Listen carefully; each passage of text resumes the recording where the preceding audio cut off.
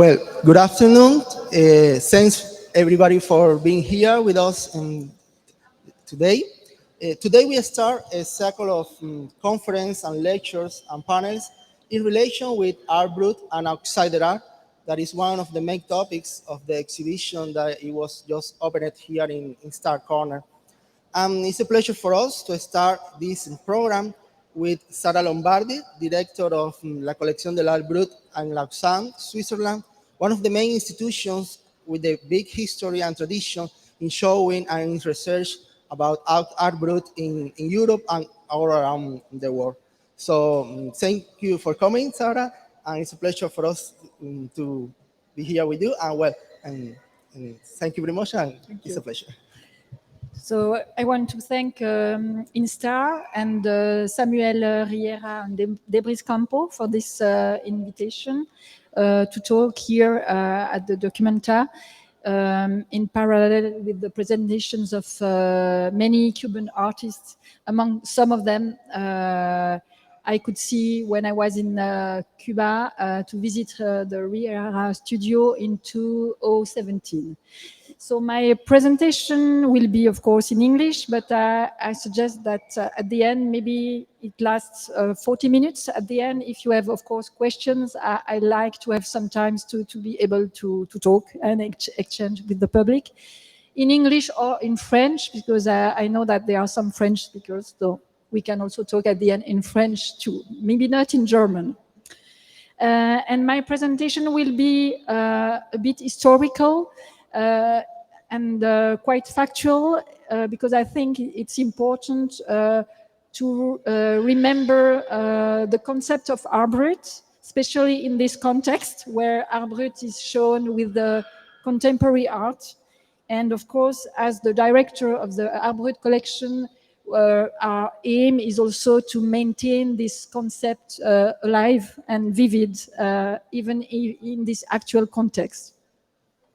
So we can just change the image. Next image. Okay. I like to start with this quotation from a letter written by Jean Dubuffet to Jean Paulhan, which is very interesting to read because as you can see, Arboret is a concept with a clear definition made by Jean Dubuffet, the inventor of this concept, but it's a very open concept. And we can say many things about Arboret, and we can point many different aspects through this concept. So it's not because it's maybe difficult to define that this idea doesn't exist. So, and we can then discuss about it. So I will start with an introduction about Jean Dubuffet and his link to Switzerland. So, next image. Even before the donation of his Art Brut collection to the city of Lausanne in 1971, Jean Dubuffet had a special relationship with Switzerland. And he had many friends, writers and artists in Switzerland, and came very often in this country to meet them since 1920. And from 1942, Dubuffet decided to, and I quote him, challenge cultural rights, and seek an art less controlled by fixed norms. End of quote. And he also forged close links with Swiss doctors and psychiatrists whose approach was very innovative for its time. Switzerland can easily be perceived as closed in on itself, like its topography, peaks blocking the view and generating in some people a need to escape. But for Dubuffet, looking beyond the cliché, Switzerland had certain virtues, such as being paradoxically a space open to rebellious and non-conformist spirits, echoing his own rejection of cultural elitism and Parisian conceit. So he was seeing Switzerland as a welcoming land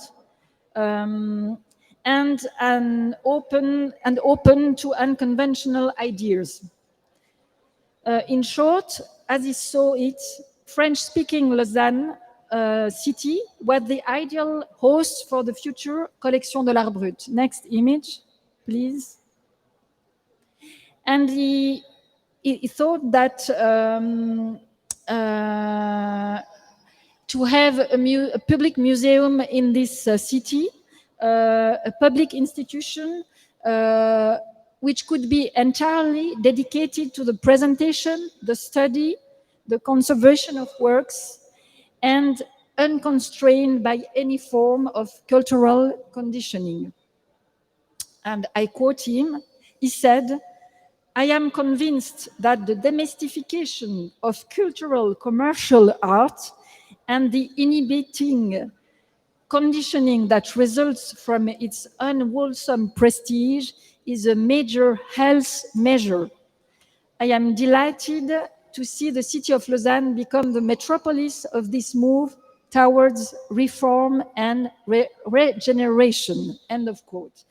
And I think that this quote is very strong in the context of this documenta, where we see that the idea is to present collective projects of artists who try to oppose some different systems.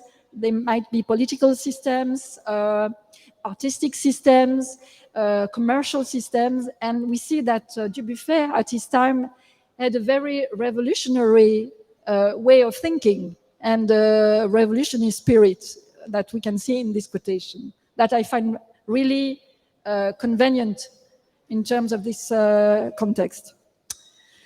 In the summer of 1945, in search of culturally atypical works of art, Jean Dubuffet traveled to Switzerland. He was along with Jean Paulhan, the writer, and the architect Le Corbusier. And during this trip, he asked to visit psychiatric hospitals, which were, of course, at that time, the places of exclusion par excellence, as well as several collections of art from asylums. And on his return to Paris, he formulated the expression Art Brut, so in 1945, just after this trip, to designate works whose creators were self-taught people operating outside any institutional framework, any rules, and any artistic considerations. These were essentially loners, outsiders, and inmates of psychiatric hospitals, such as Aloïse Corbat. Next image. Voilà, this is Aloïse Corbat, and at the back you can see one of her drawing. Or Adolf Wölfli, next image. Adolf Wölfli was a patient in a psychiatric asylum in Bern.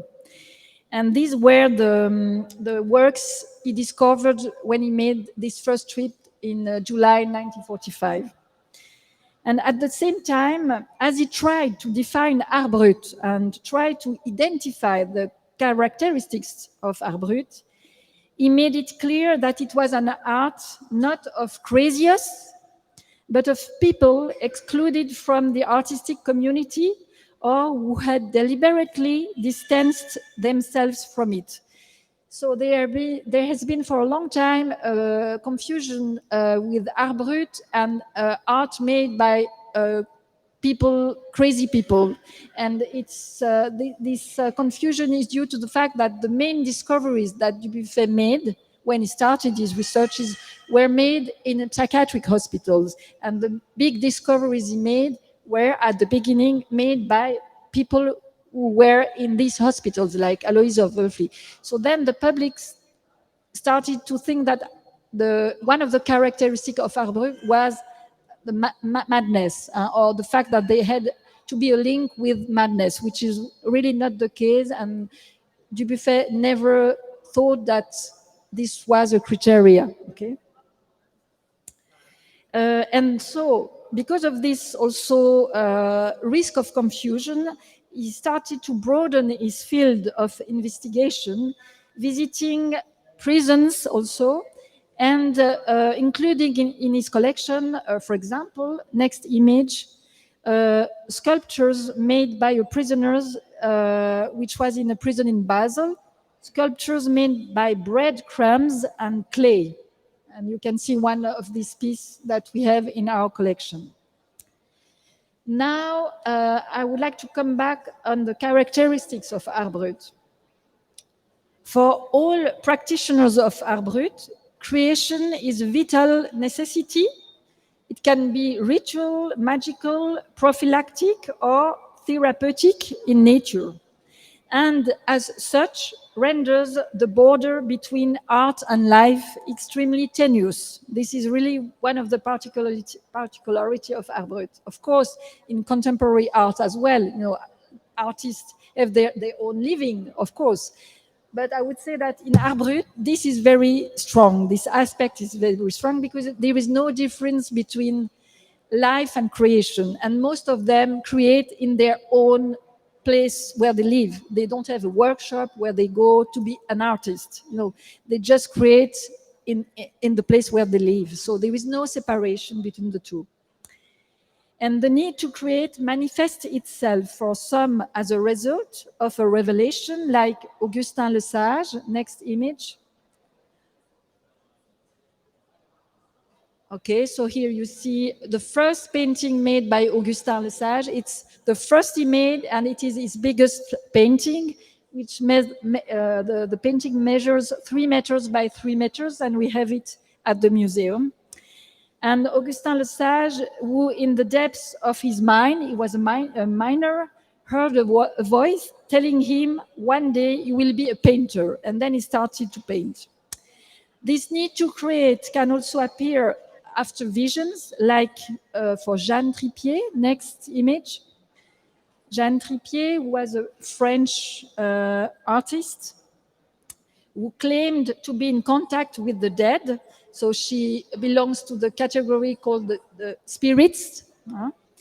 And she said she was in contact with the dead, and she was creating through the inspiration of these dead people.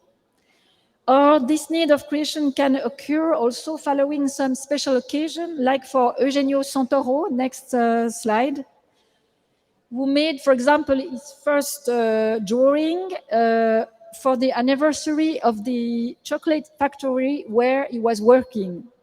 And then he started to, next slide, please. And next, he started to sculpt trees, like you can see here. So in some instances, the creative urge is triggered by a painful event, death, exile, illness, war. As in the case of Carlo Zinelli, next slide, an Italian artist committed at the age of 31, serving as a chasseur alpin in France, in the mountains, during the Second World War. You don't have the good slide here, so if we can have Zinelli's slide. Okay, so this is a work made by Carlo Zinelli.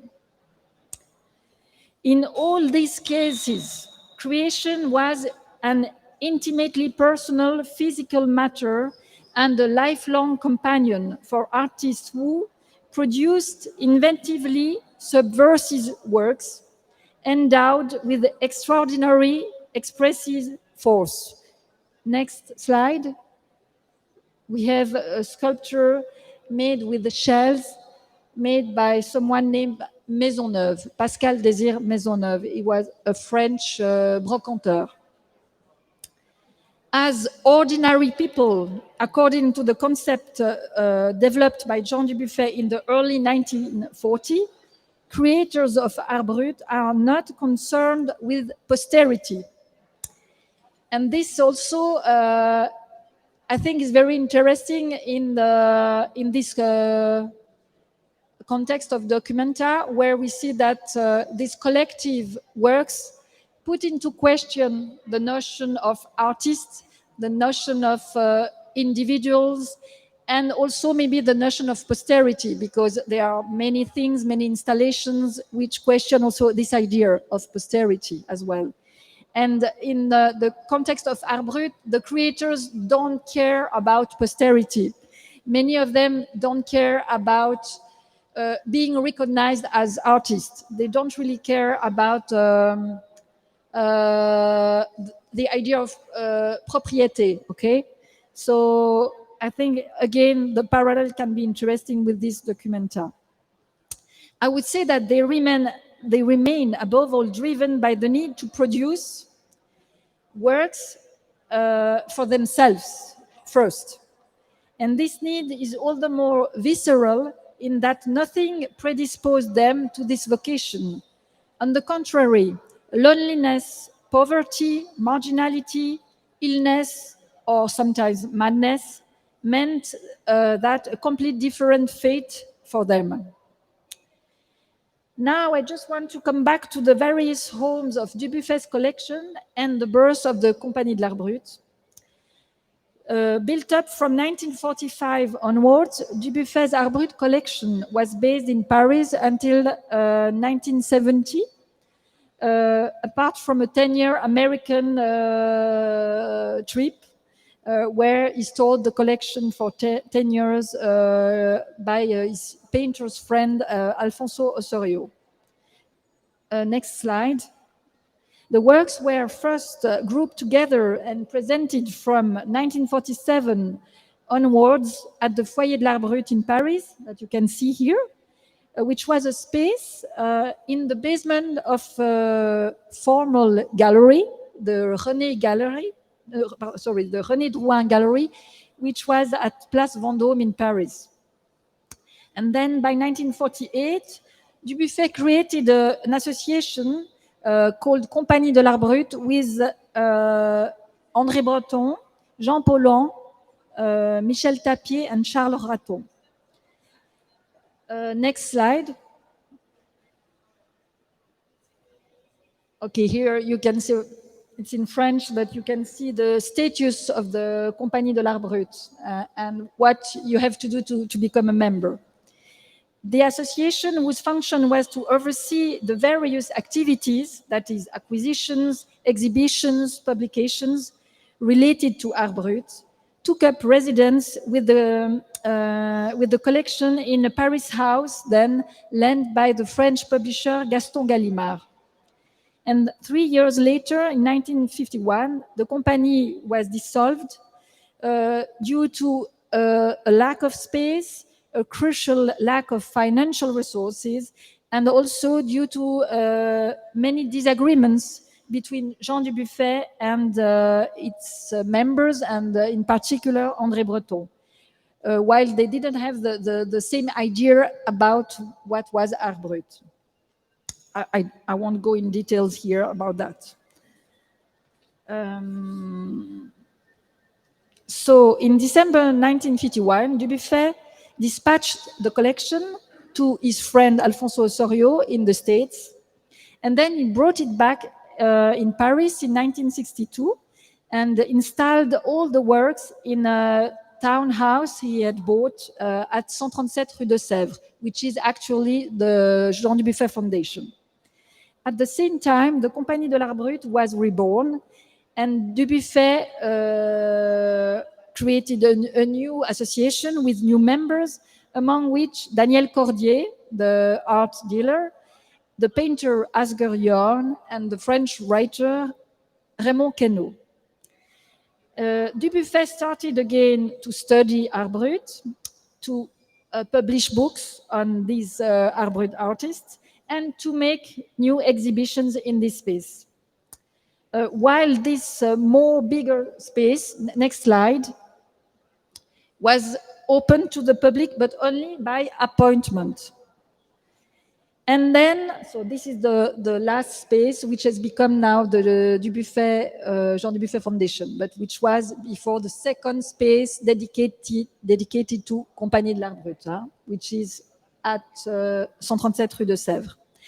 And in 1967, Dubuffet broke with his principle of showing Art Brut only within his own walls, and he lent 700 works of major importance in a big exhibition at le Musée des Arts Décoratifs à Paris. Next slide. An exhibition which was curated by his friend François Matet, who was at the time the director of the Musée des Arts Décoratifs. And here you have a view of this big exhibition where you can see works made by the prisonnier de Bâle, the one I told you before, who was a prisoner.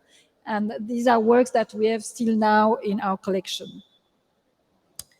Now I want to talk about the donation of the collection as a way to go against the art market, which was the idea and the objective of Jean Dubuffet at the time. So first, encouraged by the big success of this exhibition, in 1968, Dubuffet applied to the Paris City Council for public utility recognition for the Compagnie de l'Art Brut collection. But this recognition was refused by the city of Paris. And then, after this big deception, I imagine, for Dubuffet at the time, he began to consider a legal donation of the entire collection. And the purpose of this option was twofold. First, to ensure the collection's future, since a donation would guarantee its cohesion and its unity after Dubuffet's death, and to allow him to definitively remove these works from the art market. Because the future institution that would house the works had to be public and the collection inalienable. After the refuse of recognition made by the city of Paris, Dubuffet started to get offers to integrate the works into, for example, the Musée des Arts Décoratifs, where they had been shown a few years before, or the Centre Pompidou. But neither solution was satisfactory for him. Why? Because Dubuffet thought that the works would be diluted in the field of decorative arts or in the field of modern or contemporary art, resulting in the loss of its characteristics and specificities. So Dubuffet rejected these two offers. And finally, he considered establishing the collection abroad. With this in mind, he asked Michel Thévaux, next slide, who is a Lausanne resident and who was at the time writing the first book on Art Brut. You see here the cover of the book, a book he was writing on the request of Jean Dubuffet. and which was published in 1975. So he asked Michel Thévaux to look for a suitable location in Switzerland. And this was how Lausanne came to be suggested to Dubuffet as the home of the future collection.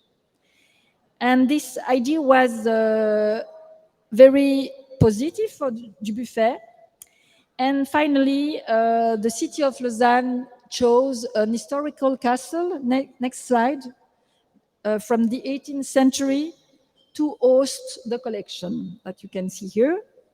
So the building was transformed and the museum opened in February 1976.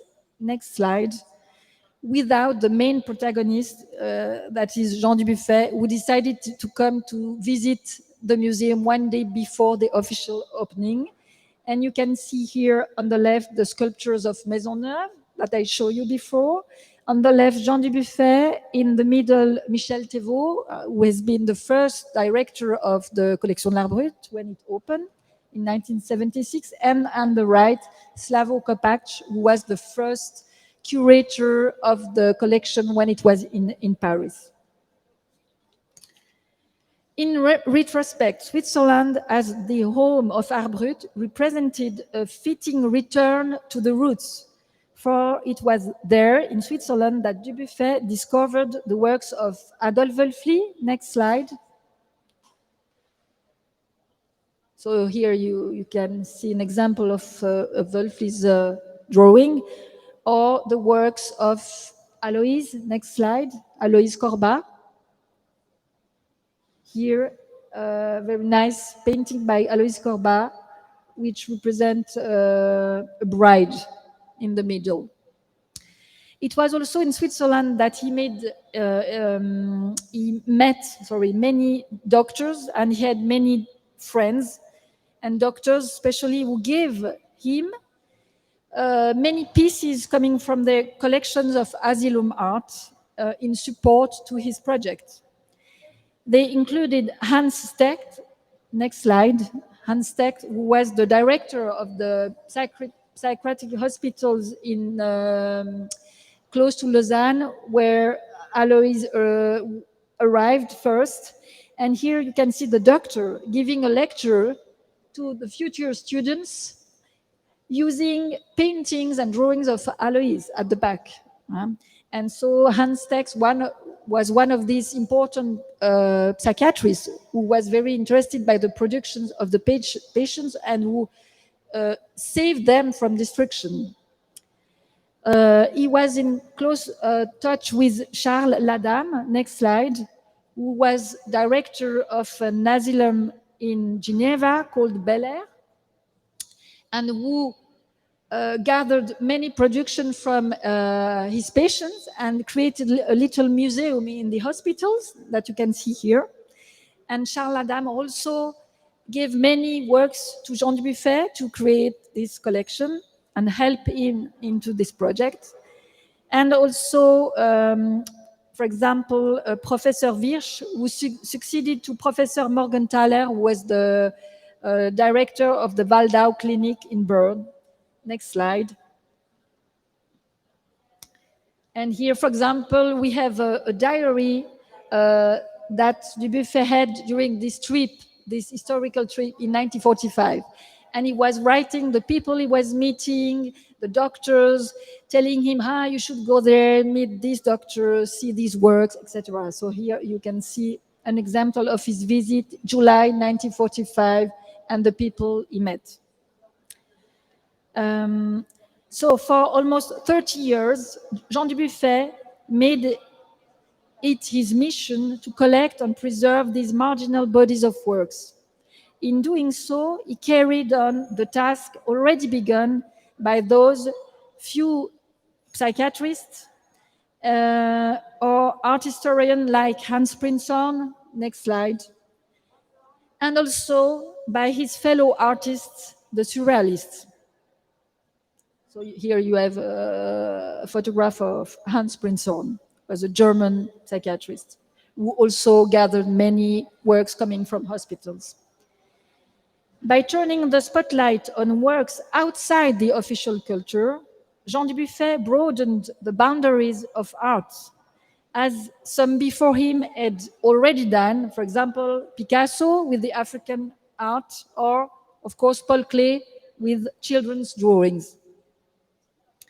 Now, I would like to talk about Art Brut being seen as an alternative to the dominant culture. So, unearthed on the margins of society, the creations of Art Brut represented for Jean Dubuffet a real alternative to a dominant culture he regarded at the time as suffocating. Not only did he develop a passion for collecting and studying its different forms, he also sought to make them known through publication and exhibitions. The goal was the reversal of cultural values, advocated in the article called, next slide, L'art brut préféré aux arts culturels, so Art Brut preferred to cultural arts, that he published in 1949. So again, we see here all the, in a way, political and very strong aim that Jean Dubuffet had through the works of Art Brut, because one of his ideas and goals was also to reverse the balance between marginal art that he called Art Brut and official art. So there was really a strong, let's say, political intention behind Art Brut also. Achieving this, he believed, first of all, to do it through exhibitions and publications in the way to generate an interest and a taste for these eccentric creations existing outside from established norms and codes. And of course, we see that maybe the purpose is the same here. Showing these marginal works is a way, of course, to make them known and to develop a taste and an interest for them. Of course, if you don't see the works made by these marginal people, you cannot talk about them. And of course, you cannot like them, you cannot study them, you cannot collect them. So the first way to make them discover is to show them and to publish things about them. In retrospect, the hope for reversal did not come about. We can see now that cultural art continues to dominate both the institutional scene and the art market. But nevertheless, Dubuffet succeeded in elevating the drawings, the paintings, sculptures, and embroideries, next slide, he gathered under the term Art Brut, to the status of works of art, thus challenging the very concept of art and its definition. Now, I would like to talk about the Collection de l'Art Brut in Lausanne and the evolution of this collection. So the donation of Jean Dubuffet's collection to the city of Lausanne has enabled an ever-increasing number of visitors to discover all the works acquired over the years. Next slide. The museum now welcomes an average of 40,000 visitors annually for a collection that had grown from 5,000 items at the time of Dubuffet donation to over 70,000 works of art. And here you have a view of the museum with works of Wölfli on the right side. It remains surprising that Dubuffet decided in the 1960s to give his collection to a museum-like public body in order to ensure its preservation and make it accessible to the public, even though he saw Art Brut and its representatives as the expression of a non-culture that was precisely the opposite of the officially recognized art museums. His intention, though, was to change everyone's relationships to art, while at the same time ensuring the future of his collection. On the one hand, this choice guaranteed its cohesion and its unity after his death, as I said before, and on the other hand, it removed the works from the art market forever. For the first curator, Michel Thévaux, the opening of the Collection L'Art Brut was intended to shake up the rigidly elitist model that museums in general represent. From 1976 to 2001, Michel Thévaux pursued the course and the explorations initiated by Jean Dubuffet. Michel Thévaux also enabled the Collection L'Art Brut to establish itself as a unique, internationally recognized museum. After him, Lucien Perry, from 2001 to 2011, kept on his prospecting work and brought a large number of new artists into the collection. Next slide. Among them, for example, the works of ARL that you can see here, who was a Brazilian artist. Since I took over as director in 2012, I have given the museum's acquisition policy a dual emphasis. Firstly, in the enrichment of the historical corpus through the acquisition or donation of new works by artists whose work is a part of the original core created by Jean Dubuffet. For example, by receiving or buying works of Alois. Next slide. For example, this drawing of Alois, which was a donation to the museum in 2016. Or, for example, next slide, another donation of drawing by Michel Nedjar, a French artist, also donated with many other works he offered to the museum. Or, next slide, a cement medallion made by Henri Salingard, acquired from the artist's granddaughter in 2017, with 5 other pieces. The second aim is to acquire works by contemporary artists. For example, next slide, a series of drawings by an artist from Lausanne called Diego that we discovered in 2016, or drawings by a French artist, next slide, called Gaël Dufresne, who works in Paris.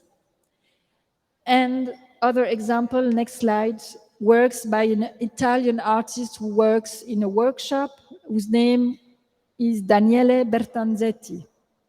All these works came into the museum in 2018 and they are all made by new artists.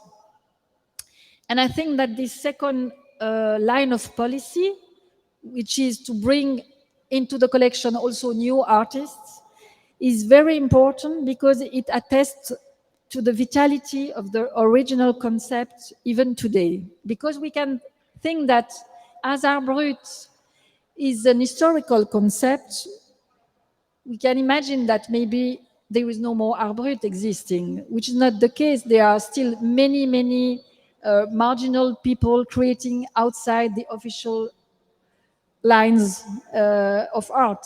So, as being the reference and the historical reference for Art Brut, I think it's very important that we keep on discovering new contemporary artists who create in the same context as Dubuffet defined Art Brut. So let's now finish by talking about the notion of Art Brut in today's context precisely. So although the inventor of Art Brut is no longer with us and the artists he discovered have also, most of them, passed away, there are still Art Brut artists among us, making it essential for the museum to continue to search for them and to integrate their works into the collection. Next slide. And we can see here a German artist called Mikhail Golds, who invented a land called Athos land, And he represents this land through drawings showing the cities of this invented land. And he also made a huge map, which is a work in progress map that you can see here. And we made an exhibition of his work in Lausanne a few years ago, showing the map and the drawings of these cities representing this imaginary land. Moreover, this approach of showing artists of today testifies to this notion being still relevant in a context that has, of course, changed since the concept was born. We have not to forget that this concept was born in 1945, so many years ago. So the context changed a lot. Now we have big fairs selling Art Brut. We have galleries, many galleries working quicker than museums to discover artists. So the context has changed. But I think that notion remains vivid and still interesting to explore. And now I would like to finish with some characteristics of Art Brut and their implications in the current context. And I want to go back to the characteristic of Art Brut and analyze them in the light of the actual context. So I could point four characteristics, let's say four main characteristics, which help us to define Art Brut. So the first one is the notion of being self-taught, which a characteristic, of course, coming from Jean Dubuffet. It's not my characteristic. So Art Brut practitioners are artists who have learned by themselves and developed an artistic language of their own. If we come back to Dubuffet's days, this criterion meant Art Brut went counter to official art. That is the work of trained artists who had to go through art schools to achieve recognition. There were, of course, exceptions at the time of Dubuffet, a few exceptions, but this was nonetheless the obligatory path. Today, of course, this criterion no longer applies. Many contemporary artists are self-taught, and going to art school is, of course, no longer a sine qua non for the status of artists. Art Brut artists, however, still remain self-taught. So you see that this characteristic of self-taught was, at the time of Dubuffet, one of the criterion to oppose Art Brut to official art. Today, this is no more a criterion to oppose Art Brut to official art. And I think that today there is no more need to oppose Art Brut to official art, because I think that today Art Brut has got his recognition as itself, as being an art in itself.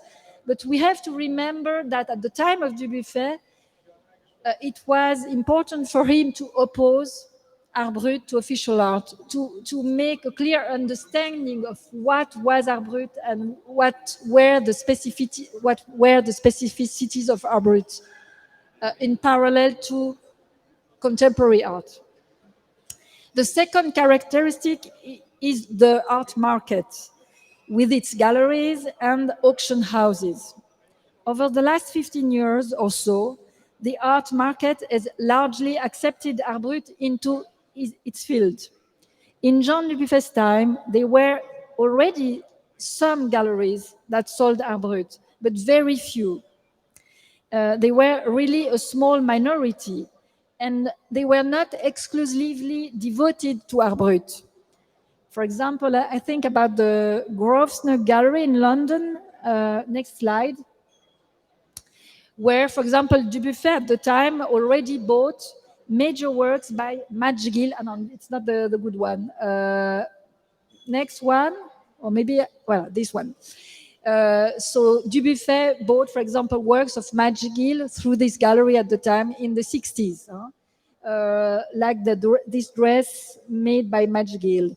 but there were very few galleries. So these acquisitions through galleries were very exceptional at the time of Jean Dubuffet. The difference today is that there are many more galleries specializing in the field. Of course, you all know the Outsider Fair, which has been modeled on the large trade fairs, which was first held in New York in 1993, and which has been also now annual in Paris since a few years. So there are more competitors who are also out prospecting and often faster than the museum in discovering new authors. Of course, the museum collaborates with the competition as in the past by sometimes buying works from galleries, and we still do it now. But it is much more difficult to us to buy through this channel than it was in Dubuffet's time. Why? Because of the climate of competition and speculation, which today affects Art Brut in the same way it does contemporary art, although not on the same scale. The upshot is that the museum can only buy now works by contemporary Art Brut artists whose prices are more or less accessible. The historic artists are now out of reach for our museums, for public institutions, budget. For example, next slide. This work that you see again, made by Alois, was sold at auction in Bern in 2018 for 8,000 euros. No, for 700, sorry, thousand euros. And for another example, a work of Darger, next slide, which, no, the previous one, which was sold also to a very high price that we cannot afford as public institutions. So one might take offense at these amounts and the rise in prices for works made, I underline, made in obscurity outside the official circles of art. But if we think that these works are the artistic equals of contemporary artworks, or even superior to contemporary artworks, as Jean Dubuffet affirmed it, they are undervalued still. So Art Brut has been hijacked by the market and the art system, which hijacks everything, but is still a long way behind contemporary art in this respect. The irony is that Jean Dubuffet wanted to substitute Art Brut for the art market. You remember, I said it before, by donating his collection to a public utility in the early 1970s. But the recognition of Art Brut over time led to its hijacking by the art market. So you see the paradox of the situation today. And the third characteristic is the recognition of Art Brut by today's official art and by the artists themselves. Today's level of recognition is reflected in an increase in loan requests from institutions not specialized in Art Brut anymore. For example, we had a request by the New Museum in New York, request of loans by the Reina Sofia in Madrid, or many other museums which are no more specialized in this field. And to mention, for example, an exhibition, next slide, an exhibition which took place in the Kunstforum in Vienna called Flying High, dedicated to female Art Brut creators, and we have here one of the curators. And an exhibition for which we lent 30 artworks from our collection. We see also that the interest grew following the Venice Biennale in 2013, where the central exhibition created by Massimiliano Gianni, next slide, presented both contemporary art and Art Brut. And you see here some works made by a Japanese creator called Savada, coming from our collection that we lent to the Biennale, as well as works made by Morton Bartlett, an American Art Brut creator, next slide, that we also lent to the Biennale Venice. Prior to this, we have to remember that Harald Zeeman's exhibition at the Documenta 5 in 1972 had already presented works of Art Brut. But the impact on the art world and its institution had been maybe a bit less direct than what we saw after the Biennale, Venice Biennale in 2013. In my opinion, it is essential that our museum respond to this interest from the contemporary milieu by making loans, by being open to make these loans as far as it is able. Today, increasing demand is forcing us to refuse more and more requests. This is, again, a new paradox. But I think it is important to be open to these collaborations with the contemporary institution and not remain turned only on ourselves and refusing all collaboration. Because I think that now there is no more risk of confusions as it was the case at the time of Jean Dubuffet.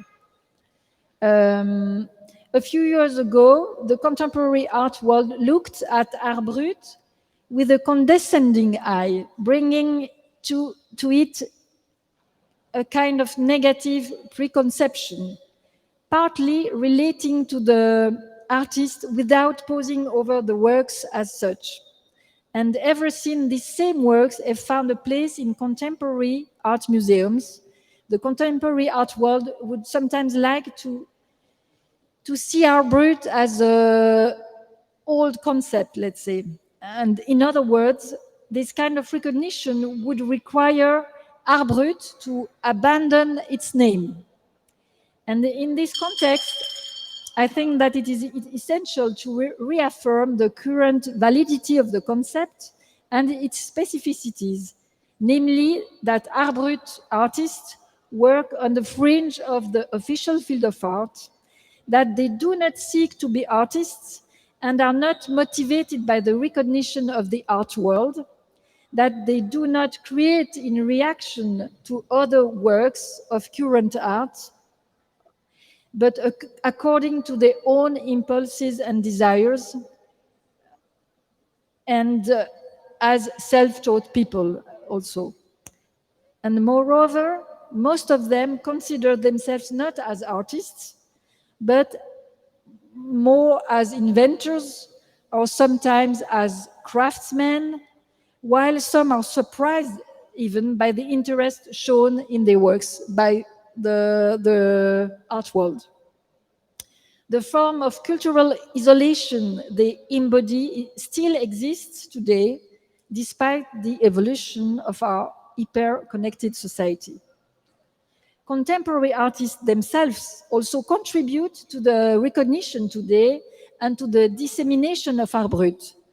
They are also nourished by Art Brut to the point sometimes of integrating it into their own work. Art Brut artists' freedom to invent by using unconventional materials, for example, stones. Next slide. You see here sculptures made by an artist called Juva, who was using stones. Using, for example, oyster shells. Next slide. Here, drawings made by Chessac, French artist, on oyster shells, which had already fascinated Dubuffet. Donc his fascination for these unconventional materials that were used by Art Brut artists. This fascination still fascinates also contemporary artists today. And this way to use unconventional materials hold the same magnetic appeal for artists today. And we can see it, for example, in the works of Annette Messager. Next slide. A French artist. Here you see a work by Annette Messager, who says she is inspired by the works of Jeanne Tripier, Art Brut artist. Next slide. You see here a work made by Jeanne Tripier, and Annette Messager says really that she has been inspired by this Art Brut artist, Jeanne Tripier. Another example, next slide, the British artist Grayson Perry, who had been exhibited at the Monet de Paris a few years ago, who says that he has been directly inspired by works of the American outsider artist Henry Darger in his ceramic vase. The little girls that you can see on the vases here below are taken from Henry Darger's drawings. Next slide. You can see, you can find them here. Huh? So they are direct inspirations, quotation really even, from works of Arboret creators into contemporary production today. Which was also the case at the time of Jean Dubuffet, who said openly that he was really influenced by these creations in his own practice as an artist. Finally, the last characteristic is linked to the psychiatric circles in Dubuffet's time that I talked before, which were a breeding ground for Art Brut, as we saw previously. In Dubuffet's time, hospitals were one of the places where self-taught creators on the fringes of the official field of art could be found.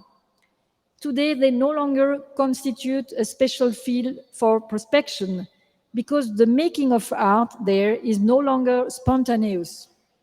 There are many art therapy workshops in hospitals today where creation is encouraged and is guided in a way. So it is today very difficult to find art into psychiatric hospitals. The results are obviously not intended to be interesting from an artistic point of view, even if there are a few exceptions. So with the hospital no longer a significant space for exploration, research is focusing in particular in other spaces, like, for example, spaces where there is a kind of free way for people who have some handicaps to practice art. For example, let's say La S Grand Atelier, which is a workshop in Belgium, but there are a few others.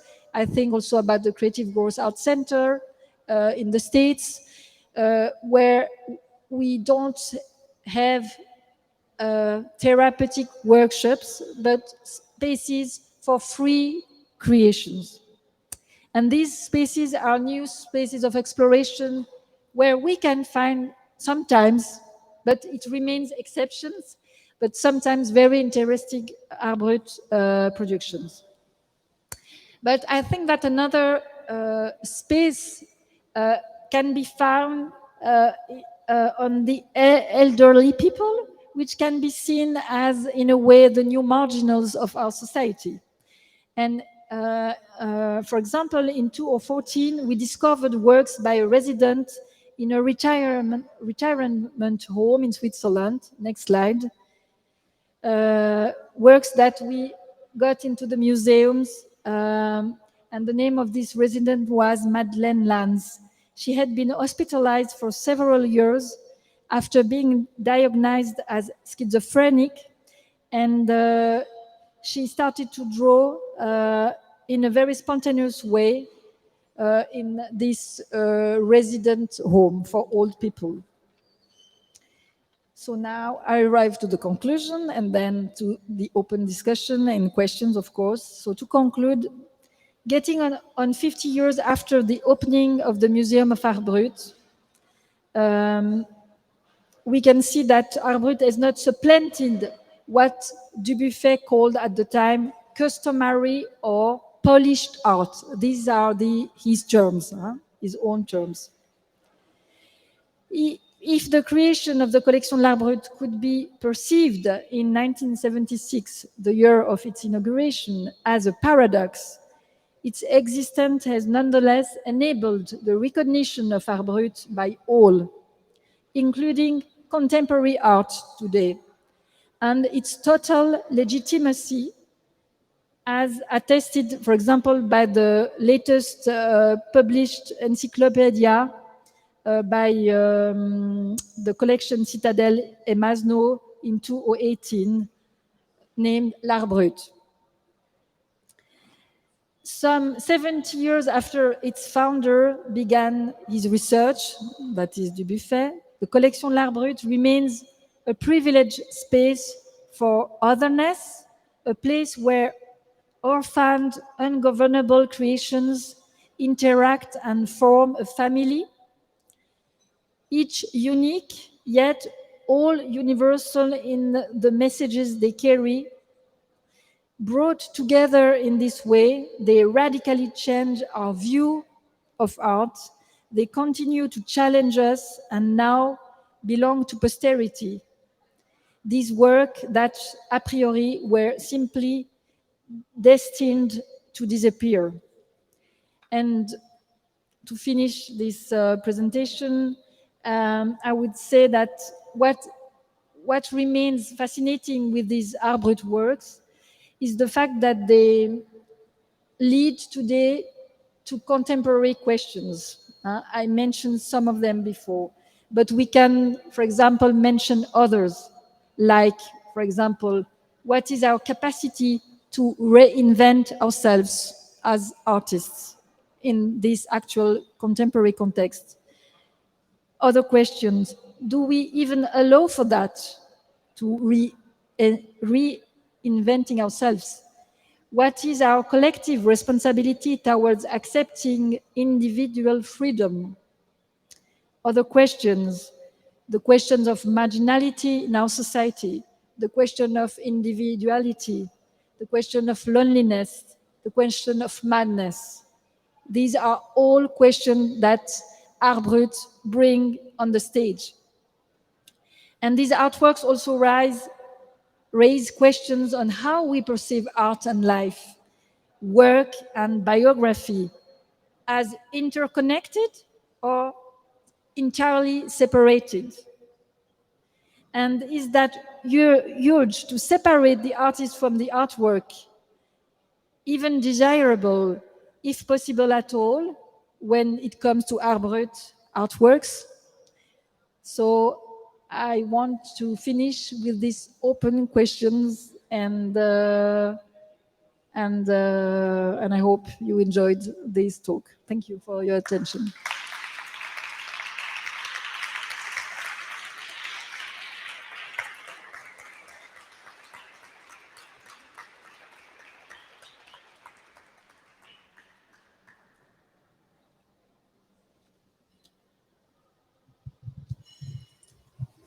Are questions allowed? Is it okay? Yeah. Thank you very much. It was a really interesting talk, and really nice to bring up this subject also in the in the context of the document that we're looking at, I think.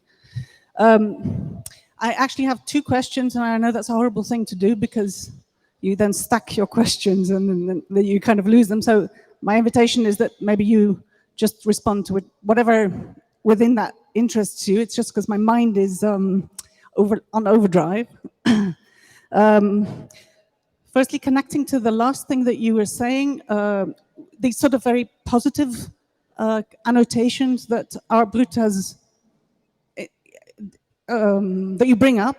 Art Brut has also accumulated some negative connotations in the recent history, such as appropriation, both the cultural appropriation. You brought up the example of Picasso and African art, but also, exactly like you say, because of the hijacking by the market, monetary appropriation.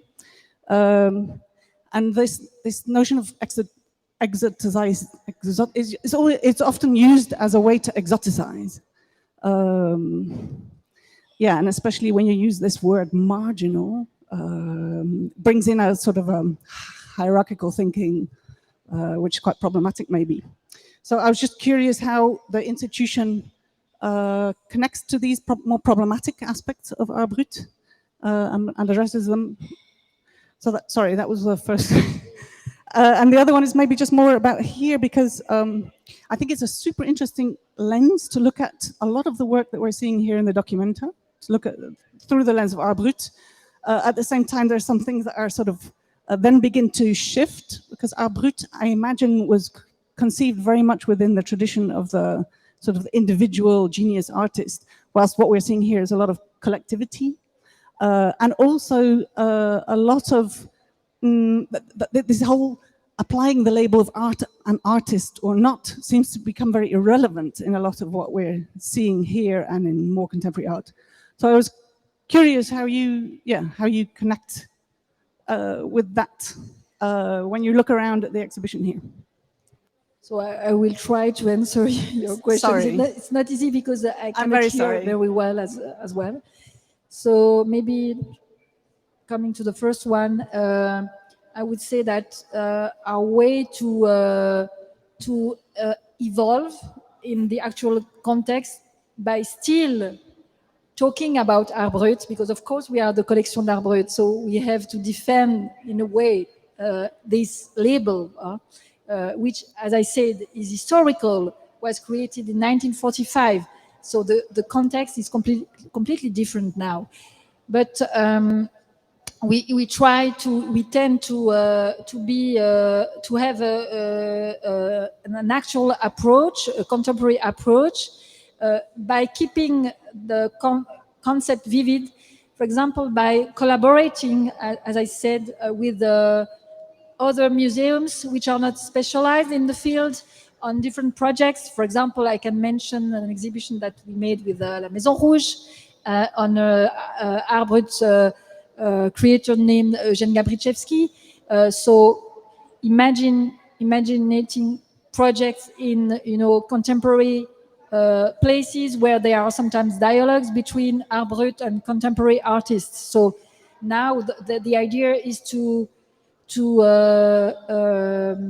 try to sometimes put together Art Brut with contemporary art and see what brings them together, rather than trying to see what opposed them, which was the original way Dubuffet managed to make this field recognized, by opposing Art Brut to contemporary art.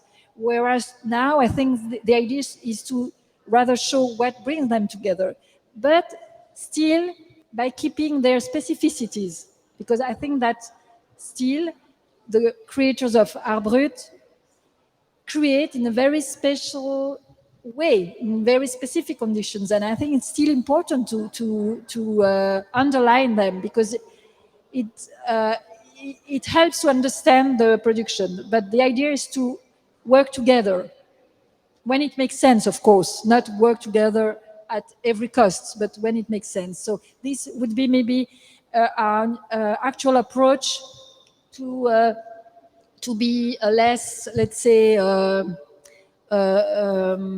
colonialist in the way of showing and thinking these artworks. Okay, I don't know if I answered your first question. And the second one, of course, as you said, it's true. The difference between, of course, the collective projects that we see here and Art Brut is really this idea of individuality, which is very connected to Art Brut creators. They are all individual persons who create for themselves. They are not connected to others. It's a very individual creation. Sometimes there can be collaborations, but the collaboration are mainly made when they work into workshops and initiated by the workshops, not by themselves really. So this is the main difference with what we see here. But I would say that the link between the two is not on this aspect, but more on what I said before, which is the the dimension in a way, kind of. Uh, uh, I don't find the term in English. The fact that these works are savage works, sauvage, no, wild, sorry, wild works, not meant to be, not meant to please a special public, not meant to be sold on markets. So they have a kind of revolutionary spirit, urgency and spirit that you can find in this kind of collective works made by special groups who want to oppose themselves to different ideas, political ideas, etc. And it's on this aspect that we can maybe make some connections, let's say. Hi. Hi. I was just thinking when you said that currently the collection finds it hard to find works in psychiatric institutions because there are so many workshops or there are so many like therapeutic uses of art within these institutions. I started to think about how back to the concept of like marginal. Maybe I find I find it's almost like if the initiation towards art, right, and the like art education kind of initiatives that go into these psychiatric spaces would be interpreted as a sort of education, or like an art education, and that's why they are not valuable anymore for the Art Brut context, or how. No, it was not that.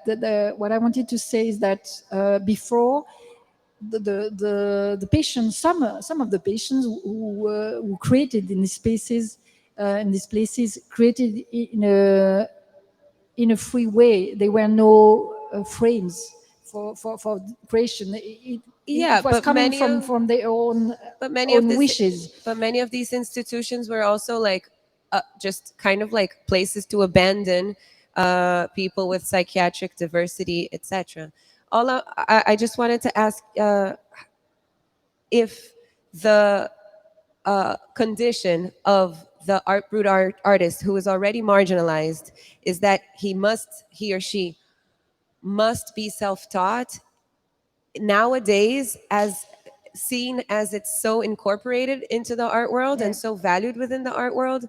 Wouldn't that condition be like doubly marginalizing, because now you're marginal and your access towards being educated in any shape would like dequalify you as an Art Brut artist? You know what I mean? But it's true that, I mean, if we stick to Dubuffet's definition, the idea is that these creatures are self-taught. So this is Dubuffet's definition. So if we start to get into Art Brut works made by non-self-taught people, this is no more Art Brut, let's say. So we could see maybe and think that Art Brut might bring the person in the margins, instead of helping the person, the artist, let's say, to evolve. But it's not really the case, because, for example, we see some artists, I think, for example, of George Widener, an American Art Brut artist who started to create in the streets in the States. He was completely self-taught. He was in the streets. He was a real marginal person, and by chance, his works have been discovered by some gallerists, and now he can live with his art. He has acquired a better social status. He has money. He could buy a house. He's no more in the streets, and he keep on doing art. So maybe now it's true, we could ask ourselves, is he still an Arboret artist because he's no more a marginal? Okay, maybe that's still a question, but what I want to say is that he could socially evolve while he started in the street. And I saw recently a documentary on him, and he still makes art, and he says, what counts for me is to make art. That's all. Okay, now I have a better living, and I'm happy with that, of course. But he has still the same approach with his own production.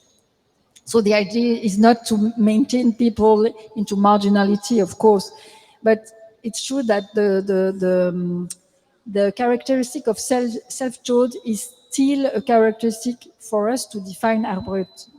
But we see that now it's no more, of course, it's a concept which is no more useful to oppose Art Brut and contemporary art, as I said before, which was the case at the time when Dubuffet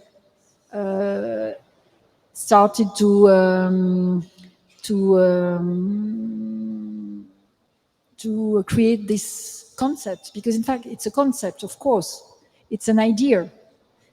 But what is interesting is to see what is behind the idea and what this idea brought us today. Of course, there are some paradox, but I think that this notion of Art Brut helped us to move on the definition of art, and it helped us to accept in the field of art things which were not tolerated or integrated, let's say, before. So I think the notion opened the definition rather than close it in a way. Well, I would like to thank you for the presentation. It was really informative. And what you said, you just also cast a light on this documenta in particular, because, there are a lot of artists that are not artists as such. We struggle a lot in defining and then understanding that the not definition was the only solution somehow. So, so the idea that artists or whatever produce for their own sake. Here we have a lot of artists in ecosystem that survived before documenta. They have not, participated in art exhibitions before. Just to make one name, Surab Patke, Documenta 15 is his first exhibition and also his last exhibition, he said. So it's kind of, kind of a unique moment, I would say. So I have two questions. The first is about what do you consider, what you think, in your long-term experience with Art Brut, leading such an important institution of experiments, I would say, like such the Museum of Everything. There's a lot of spectacularization in this process. There was a showing in Venice, now in the Pinacoteca Agnelli. So there has been a moment of musealization of this, but I see a lot of issues in how things are presented somehow. So, this also regarding the art market. And then the second that I had the pleasure to discuss also with Tanya, and, thanks to working on this exhibition, was like, it's a highly sensitive subject, and I also did some research in asylums. Is there? Art Brut is a sensitive subject in the sense that many of these artists, make work for their own, privacy, their dreams. It's a very intimate sphere, and then suddenly these works, in some cases, are just removed, and they don't know what's the context of the presentation. Maybe we don't know even if they want these works to be seen or bought or lie into somebody else's house. So I was wondering how we draw the definition on it. Of course, it's for a larger benefit of people to be aware and to learn, of course, but I think still it's very difficult to take out. There are many objects in former asylums of Italy that are just on display, and it's also problematic because in many cases, like there was also mentioning African art, we don't even have the name of the author. We don't even know when they were made. But nowadays, I think still that the practice is going on. The things are just acquired and bought. And at the Museum of Everything, this was visible. And then there were like some questions like, do people know that they are here? And I discussed about this also with Samuel and Arbis, like, how much do these people know? And, what's the solution? Thank you. So I will try to answer again, because I cannot very well hear. About the Museum of Everything, it's the biggest collection of Arboret in England. But the difference is that it's a private collection. So I would say that as a private collector, I mean, I don't want to say that you can do what you want, of course not, but you can follow, let's say, your own rules if you want as a private collector, so, which is not the case for our museum, which is a public museum. But I would say that the way to present things in the exhibitions of the Museum of Everything are very present, let's say, in the scenography. And it's a choice. I think, on my point of view, but I feel totally comfortable to talk about that because I said it to the collector himself. I think it's better to present these works with not so many, let's say, effects and emphasizes in the scenography, because the works are so powerful in themselves that they don't need many more effects, let's say. That is my point of view, of course. And then, of course, everyone can have other views and ideas about it. But it's true that we can see that in the scenographies made by the Museum of Everything, very often it's very, the scenographies are very strong and bring this idea of maybe I don't know how I can say that, crafts works or handmade works, etc. So it's a choice, let's say. And then for the second question, it's a very important question, which and it's a very important aspect that I didn't mention in my talk. So I think it's good to say a few words about it. It's true that we have not to forget that working with Art Brut means also working with fragile people who, as I said, live sometimes in the marge of our society, who don't have, of course, all the code, I don't know how to say in English, the tools that you need when you are into the art market or into the field of art, official field of art. And so we have to be very respectful and very prudent, careful when we deal with these artists. And we, as museum, for example, I mentioned the case of the discovery of the drawings of Diego. When we discovered these works through someone, and in fact, Diego was the neighbor of the person who came to the museums, saying us, you know, my neighbor makes drawings. Maybe, I don't know if it's Art Brut or not, if it can be interesting for you or not. I have some images. I can show you the work. So we saw the works, and then he said, okay, so you seem to be interested. Now I will ask him and his family if they want to meet you. They said yes, so we meet them, etc. So we went step by step, and then when we decided to put the works into the museum, we asked the family and the artist how they wanted to be represented, if they wanted to have the name, the entire name or not. And they said, no, we just want the surname, the first name, sorry, Diego. We don't want you to use the family name because we want to show the works, but we want to protect, in a way, our child. And so we present them as Diego's works. And we said to them, we will never give your address, your contact. If someone comes to us, we will ask you first if you want, and if you want, we will make the connection. And so at a certain point, an art dealer wanted to show the works that he had seen in our museum.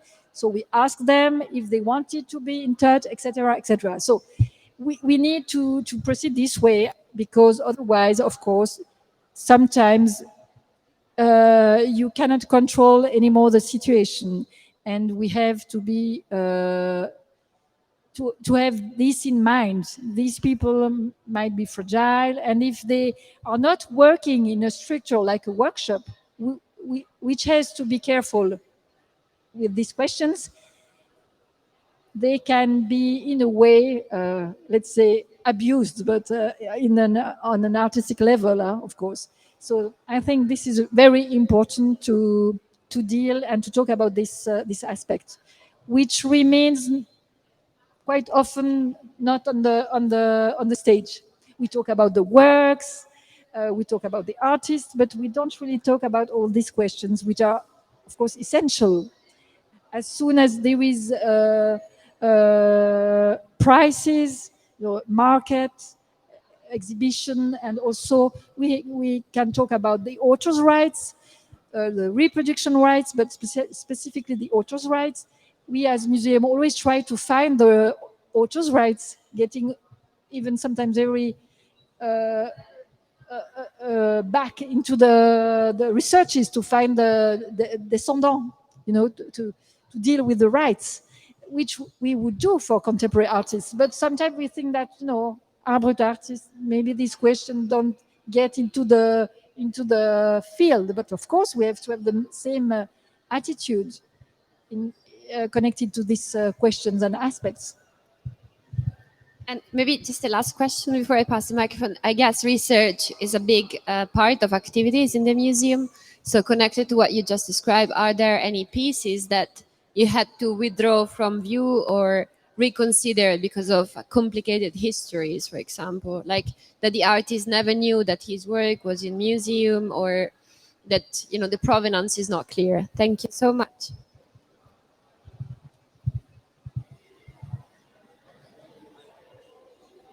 So you want me to answer this question? Yeah. Not, of course, not for the contemporary acquisitions, but we can say that this question would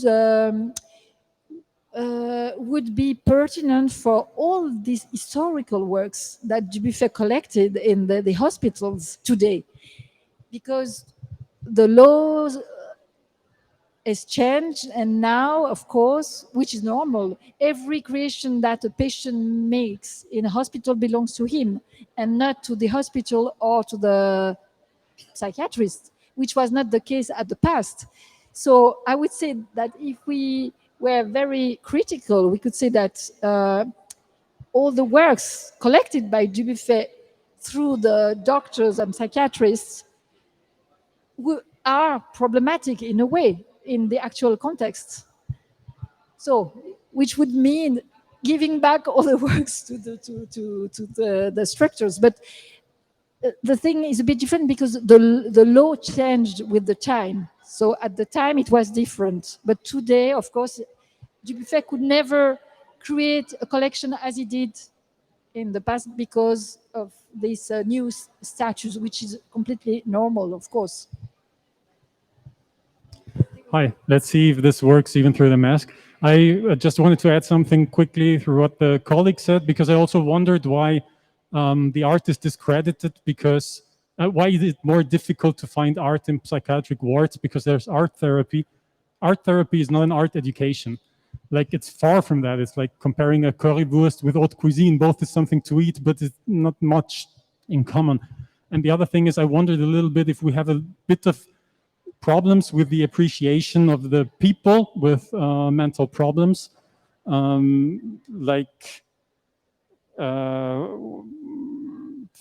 instance, they're marginalized people in those institutions. We had terrible situations until not long ago. Here, with the lecture of Art Brut, is maybe that those people are capable of doing magnificent things. Now there's rich people being ready to pay for something that they produced. There's also a lot of other things that these people can bring to the table or just be valued as a people. So maybe we also start by not saying crazy people, just as a little side comment. I didn't really understand you very well.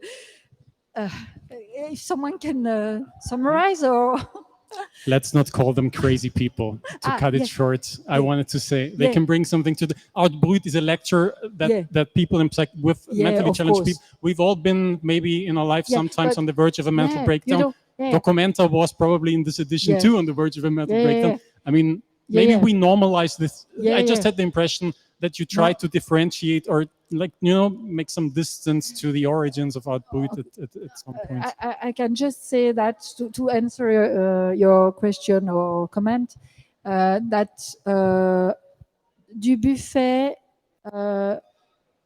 um, uh, didn't criticize or denied the status of these people into hospitals. On the contrary, for example, he said about Alois' creation, which was characterized as a person with psychiatric problems because she was put into this asylum. He said about her and her creation, mad, certainly not, because to be able to be such incredible works with such strong aesthetics and vocabulary, you must be really articulated. So he was, on the contrary, seeing the big abilities of some of the people he saw in this hospital as great creators. And another example is that Dubuffet said that madness, as I said, was not a criteria because he was saying that everyone in a way or another is mad. And what is madness and what is normality? We don't know. So maybe, I should have said it in another way, but it was not my point to to discriminate a certain category of people.